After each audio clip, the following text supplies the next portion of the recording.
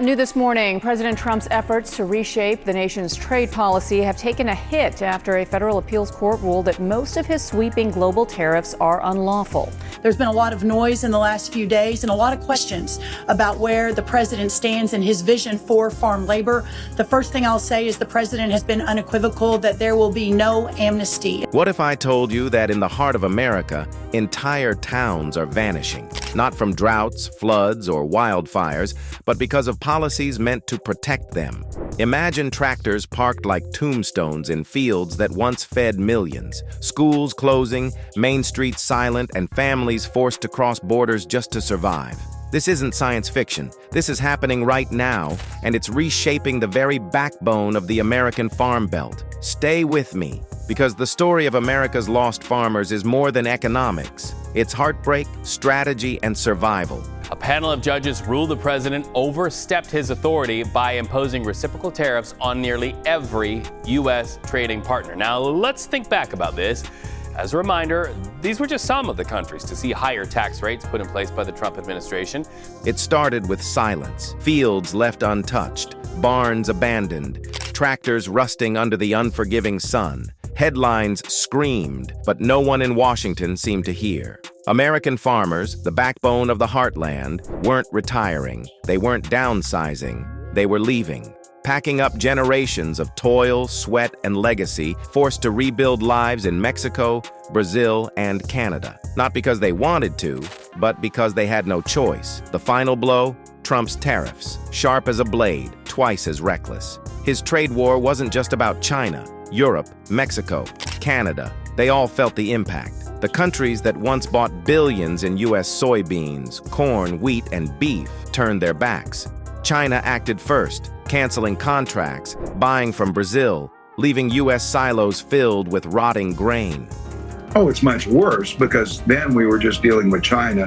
Now that the tariffs are hitting Canada, they're hitting Mexico, they're hitting the EU, they're hitting Japan, all of our good customers. Europe built fast-track deals with Eastern European producers. Suddenly, American farmers were alone, watching their harvests rot, debts pile up, and government aid remain absent. Fertilizer costs skyrocketed, steel and tractor parts surged in price, and machinery repairs took months. The very America First policies designed to protect them became a chainsaw to the throat of American agriculture. Fields in Kansas sat untouched because fuel prices made harvesters unaffordable. In Nebraska, ranchers sold cattle at rock-bottom prices just to pay interest. Food banks overflowed while once thriving towns watched children go hungry. Families tried to adapt, but the system failed them. Generations of farm knowledge, passed down from grandparents to parents to children, were disappearing. Tractors, combines, irrigation rigs loaded onto flatbeds, heading south to Mexico or east to Brazil, leaving behind nothing but silence. Some farmers partnered with Mexican families, others bought land outright. President Trump wasted no time responding to the federal ruling, posting on social media, writing, if a radical left court is allowed to terminate these tariffs. All escaping the chaos and volatility of U.S. policies. Canada, meanwhile, extended open arms. Provinces like Saskatchewan and Manitoba rolled out red carpets, subsidized land leases, streamlined citizenship paths, and guaranteed market access. This wasn't charity, it was a strategic acquisition. Canada was absorbing the very talent, experience, and infrastructure America was losing. Third-generation farmers like Scott Benton recounted entire crops lost because labor vanished overnight. It wasn't just about survival, it was about strategic escape. Families weren't merely moving, they were building new futures where policies were predictable, labor was accessible, and markets were reliable. In Brazil, Midwestern grain farmers joined forces with agri-conglomerates, tapping into decades of trade alignment with China and the EU. In Canada, farmers found calm political stability and long-term market guarantees. The American Farm Belt wasn't just losing revenue, it was experiencing cultural collapse. Schools closed, small-town main streets went quiet, local economies shriveled, and traditions that had lasted centuries vanished in the dust. Tariffs lit the match, but abandonment poured the gasoline. The great American exodus had begun. By 2025, the numbers were staggering. Crop exports plummeted, revenues dropped, and debt soared. The USDA's own reports highlighted a grim reality. American farmers were trapped between rising input costs and disappearing buyers. Bankruptcy and foreclosures became routine, while government support remained a hollow promise. Suicide hotlines in rural states reported record calls, a stark measure of the desperation sweeping through the heartland. And yet, through this chaos, farmers adapted. They didn't give up. They didn't wait for policies to change. They moved, they innovated, they rebuilt on foreign soil, in new climates, and under governments that valued their expertise. This exodus wasn't just an economic migration, it was a tactical retreat, a strategic survival of an industry abandoned by its own government. American agriculture used to thrive on stability, reliable exports, predictable subsidies, long-term contracts. That stability evaporated overnight, replaced by tariffs, trade wars, and political theater. Today, those who stayed face a fractured market. Those who left are laying the foundation for a new agricultural superpower beyond U.S. borders. But what happens when the nation that feeds itself suddenly runs out of food? When the hands that sow, water, and harvest your meals vanish overnight? Imagine shelves stripped bare, milk at $9 a gallon, eggs locked behind glass like iPhones, and families lining up at food banks that are empty. This isn't a nightmare. It's the reality American farmers are facing because of politics gone wild. Stay tuned, because what you're about to see will shock you, anger you, and make you question everything about the America First promise. Trump's tariff war didn't just shake markets, it shattered an entire way of life. One year, farmers were heroes. The next, they were bankrupt, forced to abandon orchards and cattle cycles decades in the making. Policies changing every 6 months made long-term planning impossible. Soybeans, no buyers. Equipment, double the price. Crops, half the return. Smart, experienced farmers didn't leave because they were weak. They left because survival demanded it. Back home, the damage was staggering. Ghost farms peppered the Midwest. Tractors rusted in fields. Barns stood silent, and main streets emptied overnight. Schools shuttered. Generational farms, some feeding the nation for over 150 years, were dissolved in probate courts and sold to foreign investors. America wasn't just losing crops, it was losing its culture, its identity, its backbone. Meanwhile, global competitors moved fast. Brazil, Russia, and other exporters seized the opportunity, outperforming U.S. farmers in wheat, soy, and corn. The Wall Street Journal warned, America's agricultural dominance is eroding.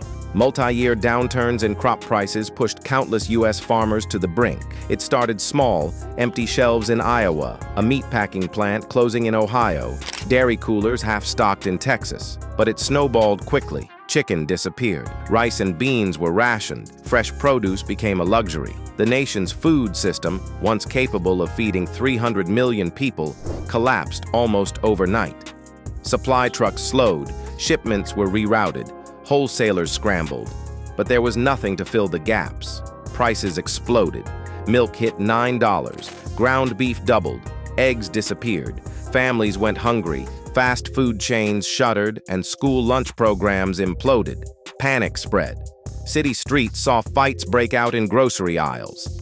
State troopers guarded distribution centers. In rural towns, protests erupted outside abandoned grain silos. Mayors pleaded with governors. Governors screamed at Washington. FEMA warehouses were depleted before they could even mobilize. Fuel costs skyrocketed, drivers were underpaid, and entire supply chains failed. Even tractors couldn't save the day. At Jack Vessey's ranch in California, machines that once harvested greens now plowed them under as restaurant shutdowns rendered production futile. Imports from Mexico and Canada arrived, but at inflated costs. Once $3 products now sold for $10. Trade partners exploited the chaos. They held the cards while America scrambled to recover. Families felt the pinch. Parents skipped meals so kids could eat. Seniors survived on expired canned goods. Local governments declared food emergencies, but federal aid was trapped in political gridlock.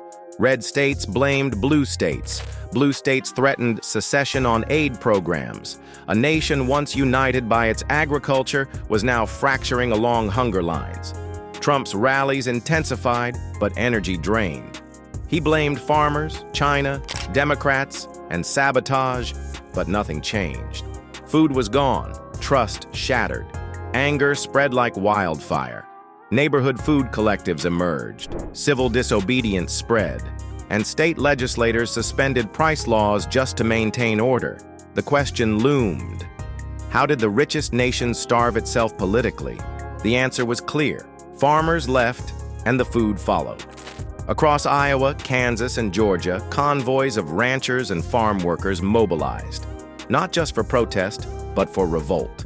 They demanded action, not speeches. Bob Kylan, a wheat farmer, lost $400,000 as his Pacific Rim contracts evaporated overnight. Meanwhile, Democratic governors swooped in with aid, subsidies, and promises of stability. Independents and moderates rallied behind the message. Farming is national security, and Trump had lit the fuse. By 2026, the battlefield was no longer about immigration or inflation. It was about survival. Every debate, headline, and town hall revolved around the same broken truth. America's breadbasket burned because of a trade war nobody won. Trump's once loyal base dwindled. Farmers, desperate families, and small business owners registered to vote. Not for Trump, not this time. Ghost towns, barren fields, and broken trust marked the legacy of tariffs run amok. The reality was grim. The breadbasket broke, the farmers fled, and the country's trust evaporated. America learned the hard way that food security isn't political theater, it's survival. And here's the question you need to ask yourself.